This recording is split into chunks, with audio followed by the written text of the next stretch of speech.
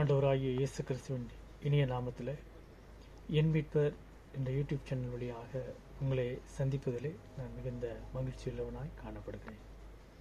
இந்த நாளிலையும் கூட இருதயத்தை குறித்து சில காரியங்களை உங்களோடு கூட பகிர்ந்து கொள்ள விரும்புகிறேன். பிரியமானவர்களே, இப்பொழுது உள்ள உலகத்திலே நம்ம அநேக கேள்விப்பட்டிருப்போம். வாலிபர் முதல் முதியோர் வரை இந்த ஹார்ட் அட்டாக் வருகிறதை நாம் அறிய முடியும்.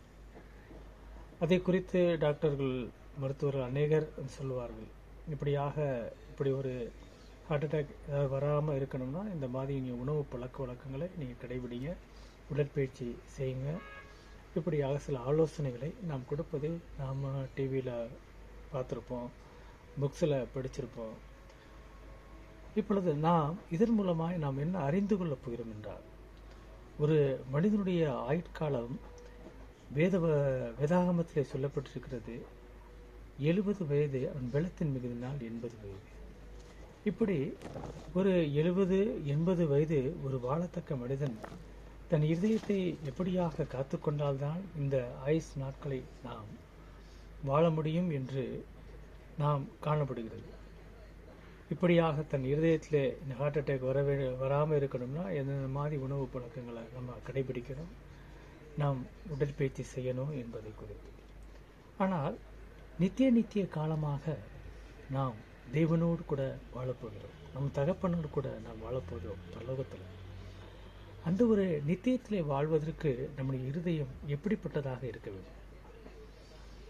வேதாகமத்திலே இங்கே சங்கீதக்காரர் தாவீது அங்கே அவர் சொல்லும்போது 51ஆம் சங்கீதம், தேவனே சுத்த இருதயத்தை என்னிலே சிருஷ்டியும் என்று சொல்லுகிறார். சுத்த இருதயத்தை என்னை சிருஷ்டியும் என்று சொல்லுகிறார்.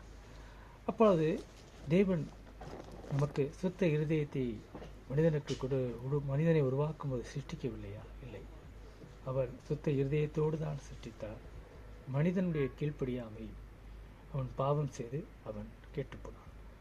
ஆனால் அப்படி கெட்டுப்போன மனிதன் தன் இருதயத்தை எப்படியாக நாம் காத்துக்கொள்ள வேண்டும் என்பதை குறித்து தான் வேதவசனம் இப்படியாக சொல்கிறது.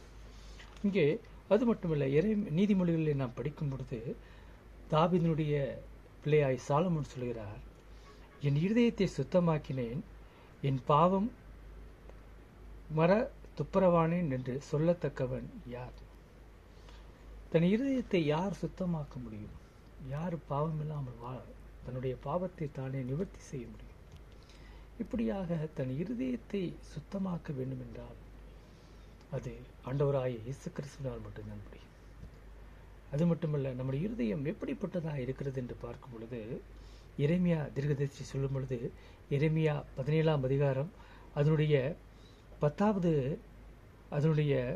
9வது வசனம் இப்படியாக சொல்கிறது, எல்லாவற்றை பார்க்கிலும் இருதயமே திருக்குள்ளதும் மகா கேடுள்ளதுமாக இருக்கிறது, அதை அறியத்தக்கவன் யார்? இருதயத்தை யாரால் அறிய முடியும்? என்னுடைய இருதயத்தில் உள்ளது உங்களால் அறிய முடியுமா? உங்களுடைய இருதயத்தில் உள்ளதை என்னால் அறிய முடியுமா? நம்மளுடைய இருதயத்தை அறியத்தக்க ஒருவர் தான் உண்டு, அவர் கர்த்தர். ஆனால் அப்படிப்பட்ட இந்த உலகத்திலே நாம் வாழ்ந்து கொண்டிருக்கிறோம். பாவம் நிறைந்த உலகத்திலே வாழ்ந்து கொண்டிருக்கிறோம். இந்த உலகத்திலே அற்பகாலம் வாழப்போகிற இந்த உலகத்திலே நாம் வாழ்வதற்கு இருதயத்தை நாம் இப்படி உடற்பயிற்சி, நல்ல ஆகாரங்களை எடுத்துக்கொண்டால், ஹெல்த்தியான உணவு வகைகளை எடுத்துக்கொண்டால் தான் நாம் இந்த இருதயத்தை காத்துக்கொள்ள முடியும் என்றால் நித்தியமாக அவரோடு கூட நாம் வாழப்போகிறோம். நித்திய காலமாய் அவரோடு கூட இருக்க போகிறோம். அப்பொழுது அப்படிப்பட்ட ஒரு வாழ்க்கைக்குள்ளே நாம் பிரவேசிக்க வேண்டும் என்றால் நம் இருதயம் எப்படியாக இருக்க வேண்டும்? நாம் வேதத்திலே படிக்கிறோம், கானா ஒரு திருமண விழாவிலே ஆண்டவராய் இயேசு கிறிஸ்துவும் மரியாள் தாயும் போயிருக்கிறாங்க. அந்த திருமண விழாவிலே திராட்சரசம் குறைவுபட்டது. அப்படிப்பட்ட ஒரு நிலைமையில் இருக்கும் பொழுது மரியாள் சொல்லுவார்கள், அவர் என்ன சொல்லுகிறாரோ, ஆண்டவராய் இயேசு கிறிஸ்து என்ன சொல்லுகிறாரோ அதற்கன்படி செய்யுங்கள். இங்கே கற்சாடிகள், ஆண்டவராய் இயேசு கிறிஸ்து சொல்வார், கற்சாடிகளிலே தண்ணீரை நிரப்புங்கள். தண்ணீரை நிரப்பின பின்பு அது பந்தி விசாரணை காலனிடத்திலே ஒப்புவிக்கப்படும். அங்கே பரிமாறப்பட்டது. அது ஒரு ருசியுள்ள ஒரு திராட்சரசமாக காணப்பட்டது என்பதை நாம் யோவானிலே படிக்கிறோம். நம்முடைய வாழ்க்கையிலே நம் இருதயமாகிய கற்சாடியிலே வேத வசனம் என்ற தண்ணீராலே நாம் இருதயத்தை நிரப்பும் பொழுது நம்முடைய வாழ்க்கையும் கூட ஒரு ருசியுள்ள ஒரு திராட்சரசமாக மாறும். பிரியமானவர்களே, பரிசுத்தமில்லாமல் ஒருவனும் தேவனை தரிசிக்க முடியாது என்று வேதம் திட்டமும் தெளிவுமாக சொல்லுகிறது. பாவம் நிறைந்த இந்த உலகத்திலே வாலிப பிள்ளைகளும் சரி, பெரியவர்களானாலும் சரி, நாம் இருதயத்தை எதனால் நிரப்ப வேண்டும்? வேதவசனமாகிய தண்ணீரால் நாம் நிரப்பப்பட வேண்டும். இருதயத்தின் நிறைவினால் வாய் பேசும் என்று வேதம் சொல்கிறது.